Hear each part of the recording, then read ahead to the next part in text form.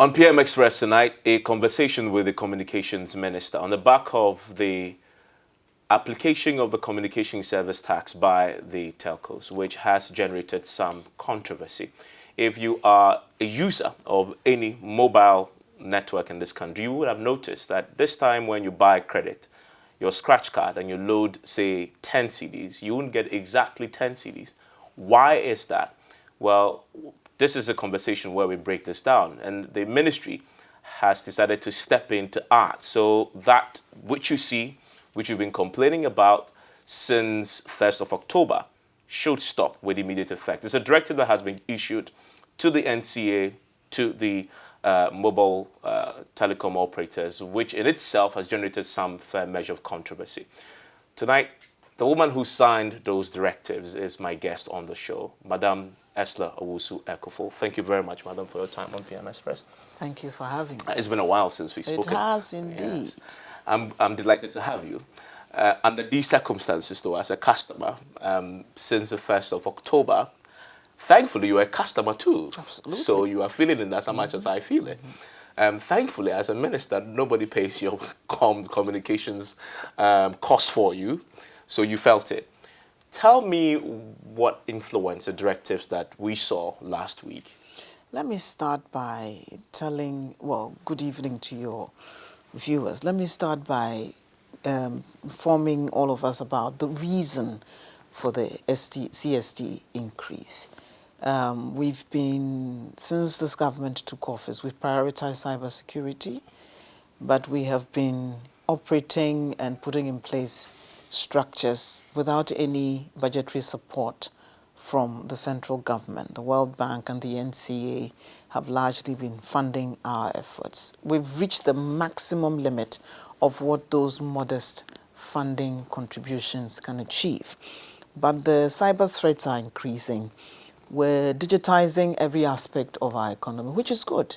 So from agriculture to health to education, e-commerce, digital financial services, you name it, industry, utilities, everybody is using more technology in the provision of services to enhance efficiency, which is great, but there's a flip side to it, which is the other side of the coin. The same medium we use to provide services to the citizens is the same medium through which cyber criminals also use to attack the digital infrastructure we're putting in place. We need to secure them better. We need to train our people to be able to manage the digital infrastructure that we're putting in place in a secure manner. We need to enhance or intensify the education on cyber awareness for all of us. It all costs money. And so after extensive conversations in cabinet with the finance minister, we decided that the easiest way to spread the cost of financing our cyber infrastructure to protect all of us would be to put a small margin on the CST, because all of us use these digital infrastructure through the telecoms architecture, baseline telecommunications infrastructure. That's what's underpinning all these digital efforts. So it will be useful to secure all of us through that medium. And that is the justification and the main rationale for the imposition of this 3% increase. Solely cybersecurity? The finance minister said that this would provide us with seed funds for the infrastructure that we need to put in place. We require about $100 million for the first year and 250 to 300 over the next 5 years. He says that he will find the money somehow. This will not be enough to give us all that we need, but it is an important first step. And so for all of us to have a peace of mind, knowing that the state is putting in place the right interventions, the education, the public sensitization, establishing the right platforms to secure our digital experiment, and we're all paying a little bit towards it, I think should put people's minds at ease that this money is going to be put to very good use. Now, what has been the challenge is that the network operators said they need about 6 to 8 weeks to configure their systems to be able to implement this increase in the 3%. tax, the 3% increase in the tax. That would have been fine. But we had a meeting with them on the 7th and 8th of October, just about a week after they started what has caused so much consternation around. And they indicated that previously they were absorbing the 6%. However, they've decided to pass on the entire 9%. Our argument was, what has changed? Government only imposed a 3% increase. It's become more expensive, 3% more.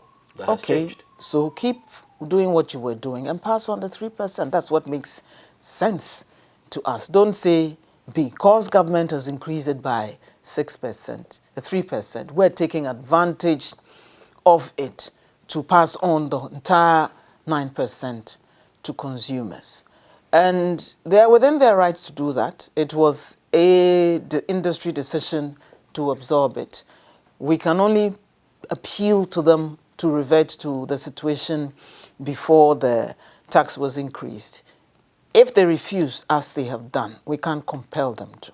However, what other measures can we take to cushion consumers a little bit? Now, our argument was that even though they were passing on the 6%, they were clawing it back in other ways, one of which was not passing on the expired bundles, what was left over after the expiration of these bundles, which customers had already paid for. So if you had paid for a 1-month bundle for 5 gig and you've used 3 gig as at the time the month expired, you've already paid for it. So they've taken that money, but they haven't provided you with that service, claiming it's expired. So all that, if you aggregate all that, amounts to a substantial form of revenue for the subscribers. So if now you're saying that you're passing on the entire 6% to subscribers and you're still retaining the value of the unexpired credit, then it means you're robbing the, it's like the tree people will say, oh, bo on sutromprino. You're giving them a double slap. You're inflicting the pain of paying the full tax and retaining what they have, part of what they have already paid for, which is excess revenue to you. So if you're going to pass on the full tax, then give them what they've already paid for and don't say it's expired. If they top up and recharge, they're continuing to use your service. So add the unexpired bundles onto the top up and let customers enjoy it. That will alleviate some of the pain of losing 9% of the recharge that they have, the credit that they have already bought. And we thought that was a neat way of addressing the insistence of the telcos of passing on the full 9% and cushioning customers from the impact of losing 9% of the credit that they have already purchased. The first directive was for them not to stop the upfront charging and also the notifications that they've given us. The telcos say that is for them to decide. And I've heard them quote the law, the CST law, to back their claim. They say that if you look at the clause, the clause that talks about... I haven't heard any telco talking about that. Well, you know, before to do an interview, you have to research, and so I've spoken to them. They tell me that if Section 25 of the Electronic Communications Act 2008 says that tariffs for electronic communication services, except those which are regulated by the authority under the sections, shall be determined by the service providers in accordance with the principles of supply and demand. They say, leave it to us, and that is what the law says. Supply and demand must guide where customers go depending on who is applying what and how. What's your reaction to that? We don't have any difficulty with that. However, the same Electronic Communications Act gives the minister the power to issue directives, to policy directives to regulate the industry and to protect subscribers as well. The NCA is the arbiter between the vulnerable subscriber and the service provider. Now, if any measure implemented by the telcos would produce some confusion, consternation, and distress to the consumer. The regulator has every right to step in and correct that. And all we're asking them to do is treat the communication service tax as you would treat every other tax that you're obliged to pay to the revenue including authority, VAT. including VAT, But what does it mean, though? NHIL.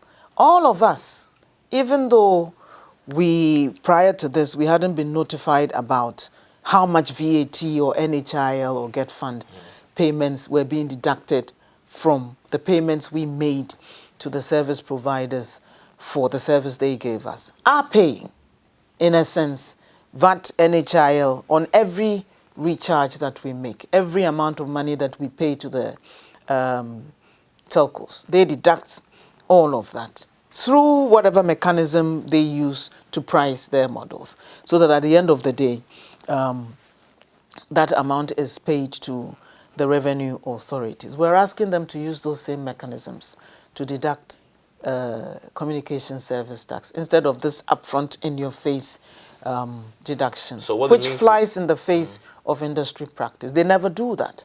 So our concern is why you pay the tax as you use the credit? It is a usage tax. It is a tax imposed on the users. You don't pay all the tax at once. You pay it incrementally as you use the service. And just as they deduct VAT and NHIL incrementally as you use that service as well, they should do same. I don't think it defies common sense or is illogical to ask them not to single out CST for special treatment as they are doing, but to treat it in the same way as other taxes and levies imposed upon the sector. It might be a bit more difficult for them to configure the systems. But the question I posed to them, which they couldn't answer, was that if there had been a deduction in the tax which inured to their benefit, would they need 6 to 8 weeks to configure their systems to take advantage of that? No. They would implement it immediately. When the government imposed a 6-cent surcharge on international incoming traffic, they charged it as soon as the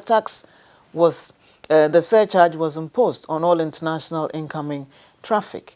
So why are they saying they need 6 to 8 weeks to configure their systems to be able to do this? I think that if they put their minds to it, and with a little bit of pressure on our part, they can configure their systems. They're all using a lot of technology in their systems. They call their billing platforms an intelligent network. It is only left to human beings to sit down over a 24 to 48-hour period, reconfigure their systems so that they can deduct this tax as and when you use their service instead of this upfront deduction. I dare say, I was going to say that they're being a bit lazy and dragging their feet, but I won't say that. Is this making government unpopular, especially the way it's been implemented? Oh, absolutely. And it appeared to be a deliberate attempt to do so. They've denied it. But it is as if you won't give us at least 4 weeks before the imposition, the increase takes effect, then we will do this in the most painful manner as possible to cause disaffection against government. And it is clear. And when we had those conversations, we pointed it out to them. You may deny it, but your mode of implementation of this tax clearly demonstrates that even if it was an unintended consequence of your actions, that is what has happened to cause some disaffection against the government. I've been receiving text messages haranguing me for being a wicked witch for imposing this tax. And I told them that I don't have the power to impose taxes. That is not my duty. Taxes are imposed by Parliament upon a request by the Finance Minister and government. That is their forte. I don't impose taxes. But there's such a huge kickback.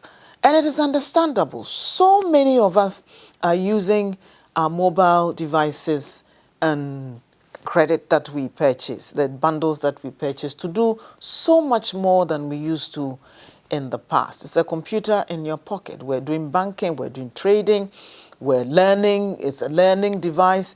Where agricultural information is being sent back and forth, and we're using it to provide access to health services. We're doing so many things with our mobile phones, and it's great. But as we use it more, we also need to think about the fact that that same medium, if the underlying infrastructure is not properly protected, can expose all our interactions to being interfered with by people who have the know-how and the wherewithal and the time and the incentive to attack that digital infrastructure. So if we're paying a bit more to ensure our security, I think what we need to do is to hold government accountable for the use to which this increase is being put, and not for the telcos to seek to deflect the blame, more or less, for the reduced bundles or credits to government to cause some dissatisfaction. On the subject of making government unpopular, the telcos will argue very strongly that they are private entities, most of them not even Ghanaian-owned. They have absolutely no interest in making you unpopular. They simply want to do business and do business profitably. Unfortunately, if you're doing business here and you can blame someone else for an unpopular decision instead of you, so that you would secure your business reputation, why not? But government must take the full blame for And this. Government is the fall guy in this. Government is not the fall guy. Government is the initiator of the policy. Absolutely. But there was a reason for initiating this policy, which I've been at pains to explain to your viewers. Be that as it may, which it's still hitting us in the makes pocket. sense. It still hits your pocket. But which would be more expensive? To go on blissfully about our business while the cyber criminals run riot in all our digital infrastructure systems and cost us so much more than the 3% that we're being asked to pay on every top-up? Which would be more expensive? Bangladeshi Central Bank lost $80 million in one incident. The cost of the UK National Health Services shutdown because of the NotPetya cyber attack runs into hundreds of millions. Maersk's shutdown runs into hundreds of millions. Just recently, look at the chaos that ensued at the Blastack Square when the computer school selection infrastructure was interfered with, and they had to shut it down because people were being assigned to schools that they hadn't qualified to by hackers who had infiltrated the system. Look at the chaos that ensued. You don't want to wait for an incident to occur before you start putting in place the right protective measures. So for me, yes, nobody wants to pay more taxes than they would have to. But the cost of inaction in this case is so much more than the little that we're asking all of us 3% to isn't pay. little. Oh, in the larger scheme of things, 3% within the economy currently. is And you little. say people have sent you messages to say, called you names, like I don't want to repeat, because of the way they feel the 3%. Well, maybe because they didn't understand why this was being done and probably thought that this was just another way for government and the telcos to rip them off. No, there is a really good reason why we all need to, and we need to understand. But you see why you have a tough task explaining this to most Ghanaians, because Is it really? cybersecurity is one huge intangible for many of our village folks. They have no idea what that is. They don't experience it like the roads, like the water, like the electricity. And so they feel, where is the tangible benefit of this to me? Meanwhile, I'm paying this when I buy my scratch Let card. me just give a simple example. Mobile money fraud perpetrated over this mobile infrastructure that were by this cybersecurity initiative would also help secure. By the way, they've set up a computer emergency response center at the NCA for the telecommunications industry. We need people to man that equipment 24/7. We need to spot trends, see incidents before they occur, and if and when they do occur, we need to manage the fallout. If you send money or somebody uses this mobile device to siphon all what's in your mobile wallet, you don't need rocket science to be able to know that you've been hit where it hurts, in your pocket. And that is all being done over the digital infrastructure because of our ignorance or lack of knowledge about how to manage these new digital forms of payment well. So it exposes us to the risk of fraudsters attacking our mobile wallets and taking our money, siphoning it. I just received some communication that Ghana may be one of the countries that may be exposed to, what do they call it, SIM hacking. SIM hacking. So people attacking our SIM cards and siphoning the information stored on it through there for all manner of purposes. Are these fears really justified, or you simply want to sell this 3%? No, they are justified. It is not just me scaremongering so people decide to pay. It is real. The social media impersonation of all manner of personalities with the establishment of fake accounts. And it's only the privileged like myself and you who will probably stand at risk. The vast majority of our family folks in the villages. No, but it is the vulnerable people. Never benefit from the this. vulnerable people who are taken in by these so seemingly regular social media accounts and paying money for jobs, for protocol allocations, all of which are non-existent. They are the ones who suffer. If you set up a fake Facebook account in my name and use it to defraud people who have heard of Ursula Wuswe Kuful and think that I'm out there promoting jobs and all that, and they pay 100 Ghana, 200 Ghana, 300 Ghana to those fraudsters to secure those phantom benefits. I'm not the one who has been defrauded. It is the poor people out there who've been misled and have believed these accounts and have been out of pocket because of that. It affects everybody. And so it is incumbent on us to be able to monitor these spaces properly and shut down those accounts as soon as they come up so that the vulnerable do not get affected negatively by that. So we can't say that it's just the privilege. It affects everybody.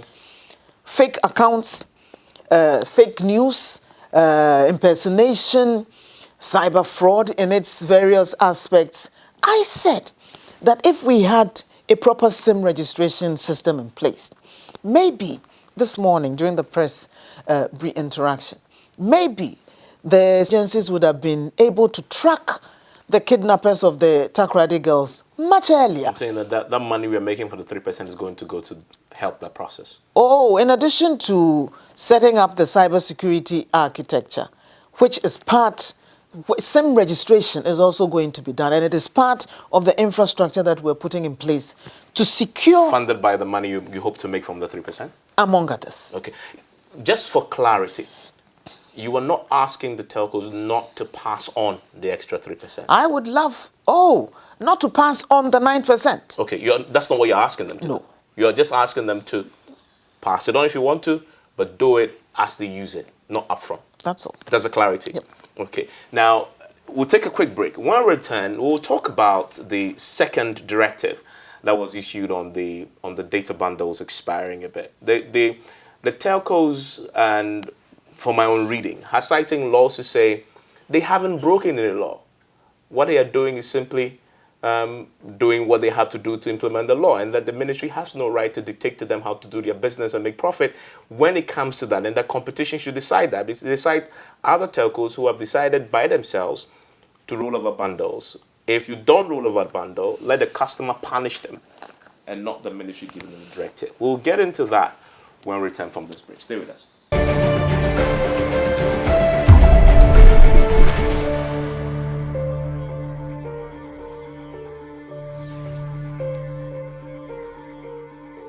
You are still on PM Express. My guest is still the Communications Minister, Eslobusu. So let's talk about the second directive which you issued, which is, you touched on it briefly in the conversation. Substantively, I want to expand on it a bit more, that telcos should roll over bundles and no longer should they expire. The telcos say that it's so anti-market. Why is government making its business to control how the market should operate? This is the New Patriotic Party, a party that believes in the free market, the market controlled by demanding supply. They say, and they say they decide the law to back that. I'll quote the law for you shortly if you still insist that it's within your right to do what you did. But they say that's not wrong. That's definitely wrong to dictate to them how to do their business. Unfortunately, they really do need to work within the rules and regulations of the markets in which they operate. They may not like it. It may hit their bottom line a little bit more. But it is rather unfair to be holding on to capacity which subscribers have paid for and say that it is expired, and so you cannot have the use of it. Upon recharge, subscribers are still utilizing their service, and so for them, and the market really should decide. But the subscribers also have a right to insist that the consumers also have rights to insist that they're being hard done by certain anti-customer, anti-subscriber practices, which are merely geared towards maximizing the profits of the companies in their operations. And when they make sufficient complaints, it is incumbent on the sector ministry and the regulator to examine those complaints and see whether they're valid or not, and to institute measures to address those challenges that arise out of the operations of the companies. And this is just what they've done. They're acting in a discriminatory manner. Many of them... How do you mean? Many of them provide a rollover service for their fixed broadband customers, but not for their mobile, prepaid, and postpaid subscribers. We think that's not fair, and it is discriminatory. And so they should treat all their customers the same way. But that's not breaking any law. Regardless of it's a businessman whichever service. Hoping to maximize my profit. Yes, but government can also step in and say that you're fleecing customers unduly, and so stop it, which is exactly what we have done. All of them. But would that be a legal intervention? Well, if they want to continue working in this country, they can flout policy directives issued by the ministry and the regulator, and they will face the consequences of it. That is, if the law backs you. Is the law on your side in this, though? So why don't they test it in court? But we've told them that it takes immediate effect. And so through this medium, I am asking all customers who feel hard done by to report to the regulator, and the regulator will take action. In other words, if you feel that your bundle is unjustifiably being expired, you should report it. What do you mean expired? How does it expire? I mean, what do you mean? It is not like a consumer good what I wanted to do was for you to clarify. How does it expire? Clarify. You have already paid for 10 gig. Yeah. You have used 7 That gig. is not a question to question what you're saying, but just to clarify what you're asking the viewers and the customers to do. I was explaining that. Okay, go on. You've paid for 10 gig for 5 gig for 1 month. You've used up 3 gigs as the month expires. The company says your bundle has expired. So the unused credit is lost, burnt, gone forever. We say no. When you recharge, they should add that unused credit to your new recharge and give you that capacity to utilize. You've paid for it. It's yours.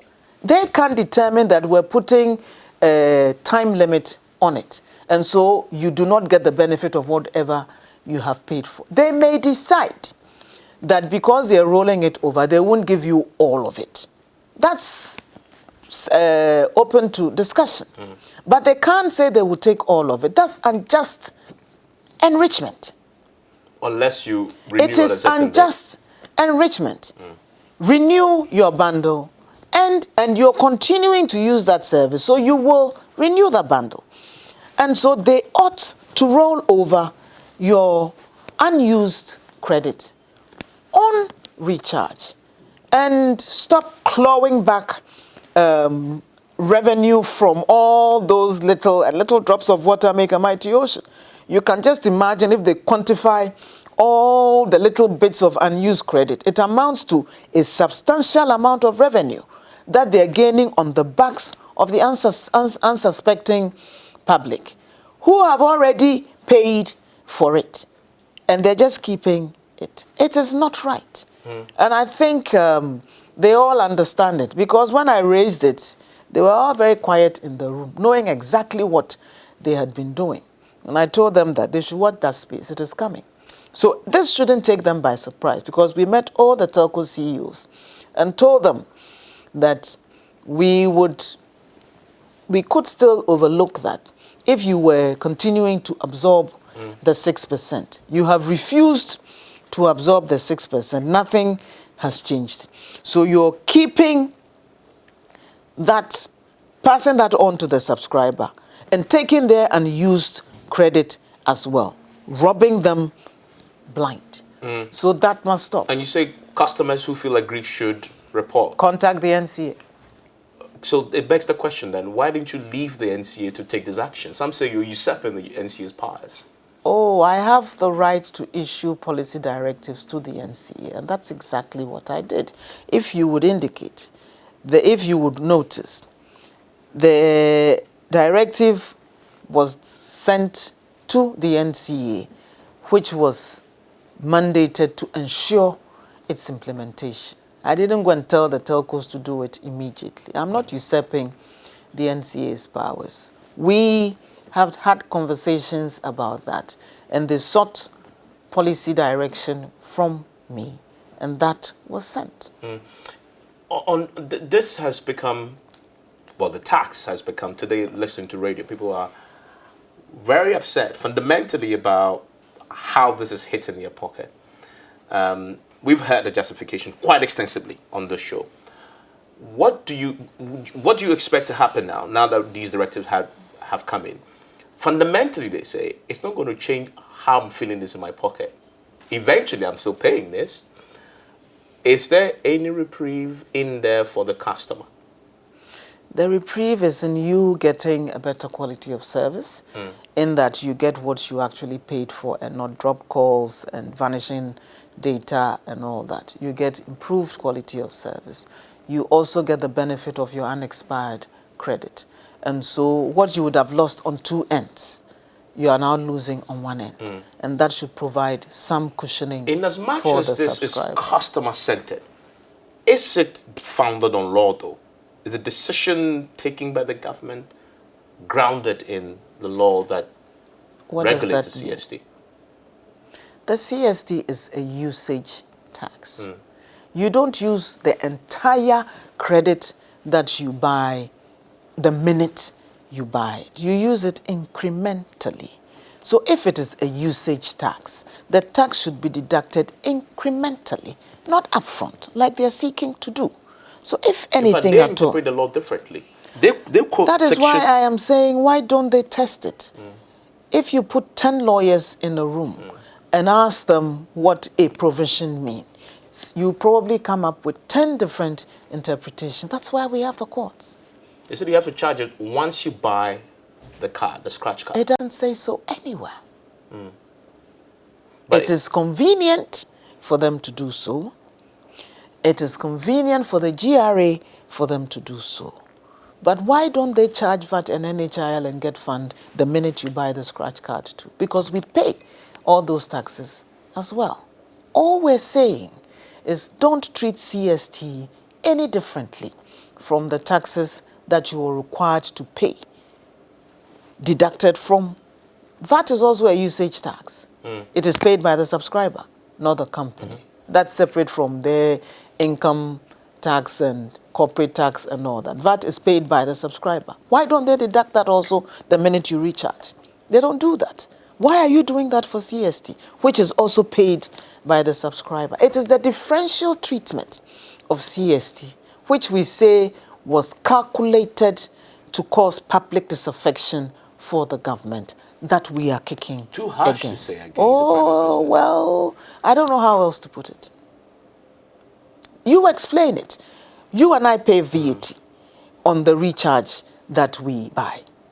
We have never been informed upfront the minute you recharge that we've deducted X amount for VAT, NHIL, Get Fund, and whatever. Why are they doing that for CST, which is also paid by the subscriber? Which other explanation can we come up to than that it is meant to deflect the blame and public anger onto government? Fairly? You give me another reason for it. If government is taking the full blame, isn't that fair? Give me another reason. You said it was a bit harsh. How else can we describe their actions than that? So all we're saying is, be that as it may, whatever your motives may or may not have been, maybe we're being unfair in ascribing those motives to do. Granted, treat CST the same way as you treat all other taxes. I don't think that's too much to ask for. On the bundles bit, there are telcos like Tigo, Airtel Tigo, that already do that. Your bundle never expires. I have recently bought an Airtel Tigo chip because of that. Isn't that making the argument for leaving it to the market to decide? So that if they start hitting them in terms of customer movement, that will correct and adjust. That may take time, but it's in the interest of customers that all of them benefit.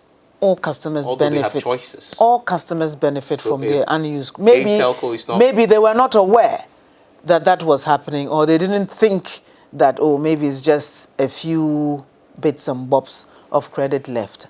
I can deal with it. But if you aggregate the amount, the value of the unused credit and the revenue that the telcos were gaining, in my opinion, unjustifiably, from that practice alone, it is unconscionable to wait till people vote with their feet to correct the industry. It is incumbent on us to step in now to stop that robbery, in quotes, of customers from continuing. Where consultations stand before these latest directives imposed? We met with them on the 7th and the 8th. Of October? Yes. And they knew your your concerns? We told them on the 7th that this was coming. They asked for more time to go and consider their options, and met with the NCA and the ministry again, and came back and said they stuck with their original position of not being in a position to do anything about it. And we said, okay, thank you, we've heard, but then do. Originally, you mentioned in the interview that they said they needed 6 to 8 weeks to sort of adjust your system so to charge it as you go. Why didn't you give them the 8 weeks they needed? They have it. Now? Yes. Configure your systems. However, stop the instant deduction. Now you are wielding a cane. No. Or a stick. You have always had it from the 4th of September. This is what? No, but Today? Did you ask them? Did you give them the effective date for the tax? GRA did. Yes, but the effective date would not have sat within their timelines. Well, sometimes in acting, you have to stay up overnight or stay up over the weekend.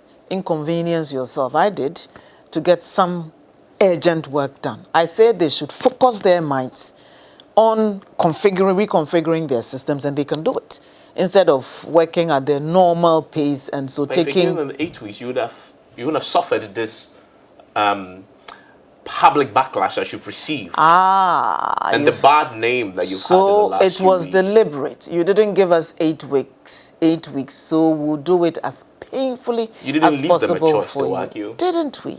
If you give them the 8 weeks, They it would always have have fixed the the problem choice. for you. And this 8-week matter was a conversation between them and the GRA.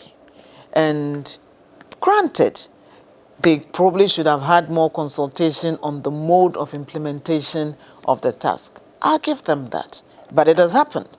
GRA has told you this thing starts on the 4th of September. I believe the budget was read in July. Yeah. So it gives you some wriggle room to start configuring your systems. They refused to do that. They still haven't done that, claiming there are too many bundles. Would they have the time to do this immediately Now I'm saying that if a policy would have inured to their benefit, immediate benefit, they wouldn't have sat down for 6 to 8 weeks before configuring their system to take advantage of that policy. And yet, because it is imposing some additional workload on them, they're saying that, this one doesn't inure to our benefit. So your directives take... we're doing it in our own sweet time. It doesn't work that way. Your directive take immediate effect. Is that realistic? Can they do that? Well, you worked in the industry. The clock is ticking. They certainly can't meet your deadline, can they? Realistically, even given the technical challenges. Ticking. And I'm asking anybody who's feeling hard done by the telcos to report to the NCA. But are you being realistic, though? I'm being very, very realistic. They've had over a month. They said they needed 8 weeks. You've given them immediately. They have had over a month to configure their systems. They haven't done so.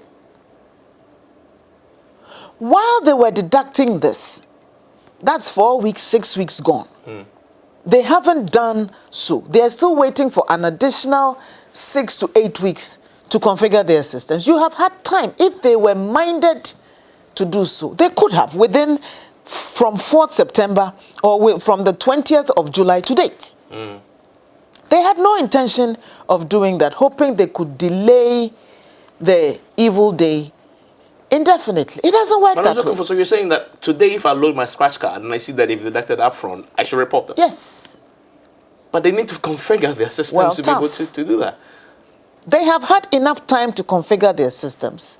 They have chosen not to do so, insisting on the most painful way of implementing this tax for government and for the subscriber, and say, we told you so. Are you punishing them for what you say is your attempt to make government unpopular? No, I'm not punishing them at all. I'm being very, very realistic that if they had taken steps to configure their systems when the announcements came to take effect on the effective date of 4th September, they may not have finished, but they would have started. And so by the end of September, they could have gone some way towards configuring their systems. They haven't done that. We're in almost the middle of October. They're still sitting there waiting for another 6 to 8 weeks to configure their systems, or else they will do this slap in the face of subscribers and government. Okay, they're at liberty to do that. We're also at liberty to tell our subscribers that they should not suffer this upfront deduction. And if they do, they should report to the regulator. And action will be taken against them. This will boil down to monitoring. How do you plan to enforce this, monitor and enforce this? We have a mechanism of doing that. How is that? The common monitoring platform. Oh, good. We'll come to that. We're not coming to that. Because I need time to discuss that. No so we will schedule another interview. A very brief word on that. But you're confident that you have enough in place to make sure this is enforced with immediacy, you're asking? They're receiving real-time information from the intelligent network billing systems of the telcos. So they can see on a day-to-day basis whether that configuration has been done or not. We're watching that space. We want to take another quick break. When we return, what happens? You've heard the minister say, well, if they don't, there'll be sanctions. But realistically, what sanctions can the NCA, can the ministry take, and what does the law allow the ministry to do if you report? And I intend to, because I'm going to load my scratch card after here and file a report. What can the NCA and the ministry do if I file my report? Stay with us.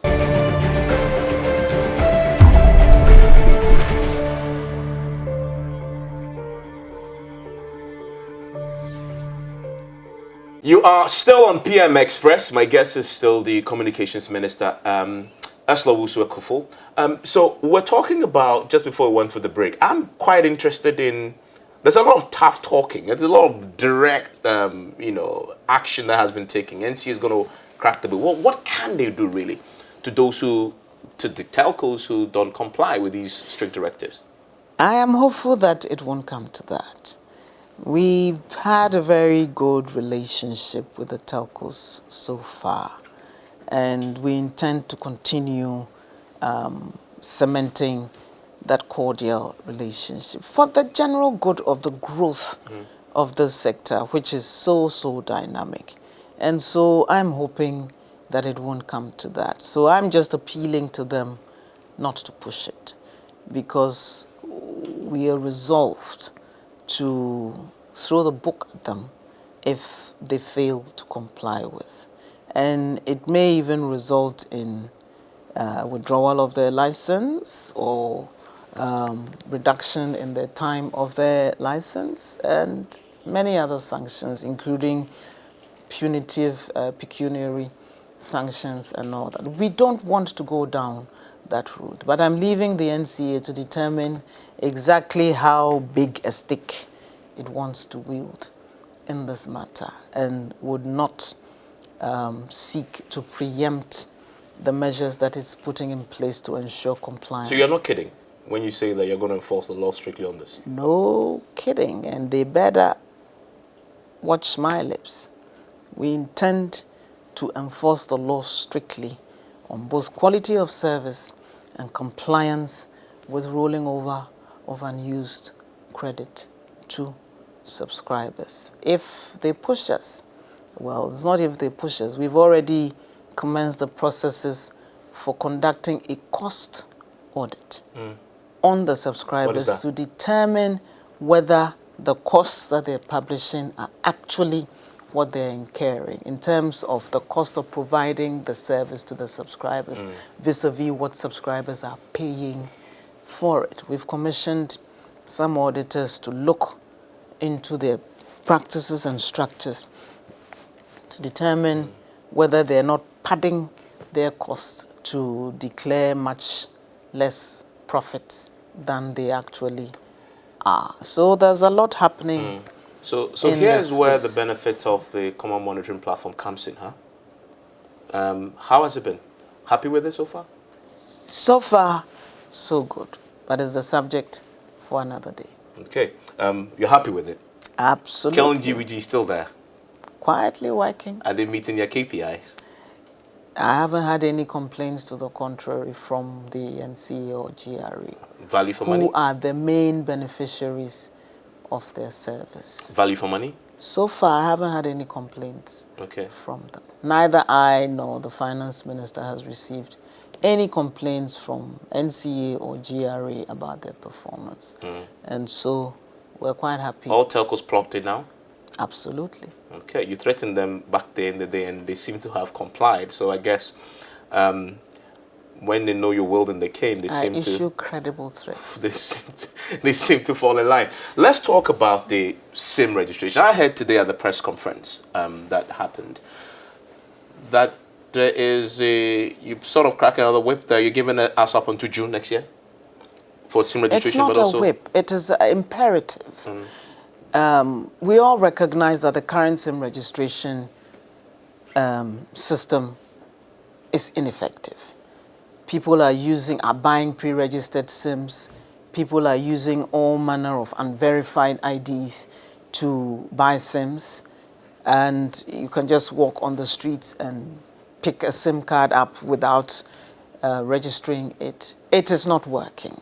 Main reason being we don't have linked databases from which we can verify the IDs that are being used to register those SIMs. And so a lot of crime is being committed using mobile phones. Mobile money fraud, impersonation, cyber criminals are floating out there. Even regular criminals are threatening people and all of that. And there's no way of tracking the people behind those SIM cards. And so Cabinet directed earlier this year that we should implement the SIM registration regulations, which were passed as far back as 2011. And we've been meeting with the industry, those who hold biometric databases, all of them, the mobile network operators, national security, to see how we can fashion out a workable system to properly register SIMs. Now, all of us travel. There is no way you can purchase a SIM card in any country with a proper system without providing a credible and valid ID card, usually your passport or your driver's license or your national ID card. And all of that are verified. And so they check to see whether indeed you're who you say you are based on records from either immigration if you've just entered or from the existing databases that they have. We don't do that here. People may use an ID card to register a SIM, but there's no way of verifying whether it is a valid ID. And it is that backroom stuff that we've asked the NCA to set up in conjunction with all the ID issuing organizations in this country and the national security, so that using the network of sales outlets of the MNOs, the various MNOs, they can, upon registration, instantly verify with the NCA whether that ID card is valid or not before they complete the registration process. And that infrastructure is going to be put in place by the end of this year. And so from the 1st of January, we will all be required to re-register our SIM cards. And we believe that within 6 months, using the extensive network of the MNOs, we should be able to complete this SIM registration, re-registration exercise. It is also a requirement for the ECOWAS free roaming initiative. What's that? Which is also taking effect from the 1st of January. So all ECOWAS citizens traveling within the ECOWAS region would not be required to pay roaming charges on calls, SMS, and data used within the region. Starting from when? 1st of January. Yes. This was just, this deadline was imposed on all of us just last week when we attended the ICT Ministers Conference in ECOWAS ICT Ministers Conference in Ouagadougou from the 1st to the 4th of October. So it is mandatory for all 15 ECOWAS countries to have this infrastructure up and running. So when I'm in Nigeria from the 1st of January, I'll pay the same rate I pay whilst I'm in Ghana? Yeah. You roam like at home. Or you roam and pay international roaming, international charges, what you would pay if you were making an IDD call from Nigeria to Ghana without the roaming surcharge. It also means that we need to remove the 6 cents per minute that we have put on all incoming international calls by law in this country. So that 6 cent surcharge will be removed for the ECOWAS sub-region. And we're working with the Minister for Finance for it to be done as part of the imminent 2020 budget process. But by the end of this year, by 31st December, all legal and regulatory processes that need to be done to ensure that this free roaming initiative takes off should be completed. You're going to go to Parliament? Yes. To seek some amendments to the law? During the budget process, yes, to make that happen.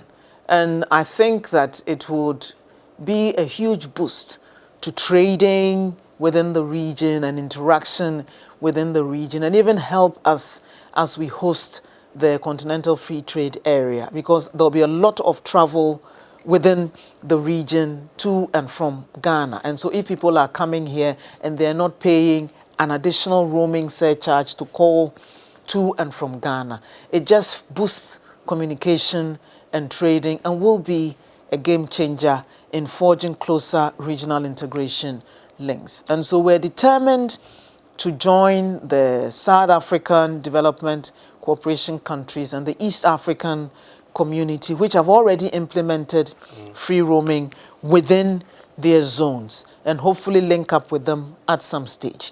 But we do need to do that in the ECOWAS region as well. And we've been giving the deadline of 31st December. Less than 3 months away. Are we ready? Because technical things has to be done, law has to be amended. Oh, we will be ready. We will be ready by It reminds then. me of CST, you know. They said in the 8 weeks No. to implement it. 3 months is long enough.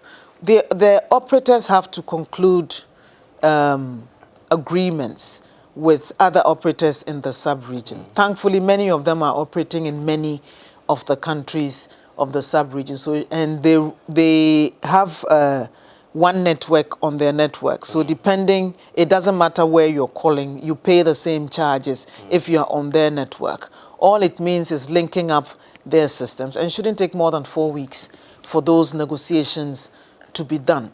We also have to put in place an effective fraud control mechanism to prevent abuse of the system. And thankfully, our common monitoring platform has those capabilities and so can assist in that respect. And we also need to put in a robust SIM registration system to promote reconciliation so we know who is using what service in which country. So all of us are mandated to do that. And that's part of the impetus for the SIM registration as well. So if I have a SIM that it's not registered properly, by next year, June, what happens to it? It's blocked. June? You can't use it? You can't use it. Why June? Why not earlier?